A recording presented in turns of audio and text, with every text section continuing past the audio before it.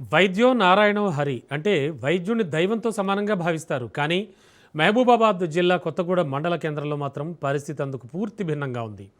Agency ప్రాంతంలో అమాయక గిరిజనులకు అండగా ఉండాల్సిన ప్రాథమిక ఆరోగ్య కేంద్రం ఇప్పుడు వారి పాలిట శాపంగా పరిణమించింది. నియమ నిబంధనల ప్రకారం 24 గంటల పాటు రోగులకు అందుబాటులో ఉండాల్సిన వైద్యులు కేవలం 6 గంటలకే తమ విధులకు స్వస్తి చెబుతున్నారు. సాయంత్రం 4 గంటలు దాటితే చాలు ఆసుపత్రి గడప తొక్కే నాదురే కరువయ్యాడు. తాజాగా గడ్డి మందు తాగి ప్రాణాపాయ స్థితిలోకి వచ్చిన ఓ మహిళకు కనీసం ప్రథమ చికిత్స కూడా అందించలేని దౌర్భాగ్య స్థితిలో ఈ ఆసుపత్రి ఉందంటే అర్థం చేసుకోవచ్చు. అక్కడ అధికారుల నిర్లక్ష్యం ఏ స్థాయిలో ఉందో తెలుస్తోంది. ఇప్పటికైనా ప్రభుత్వం స్పందించి విధుల పట్ల నిర్లక్ష్యం వహిస్తున్న వైద్యులపై చర్యలు తీసుకోవాలని ప్రజలు కోరుతున్నారు.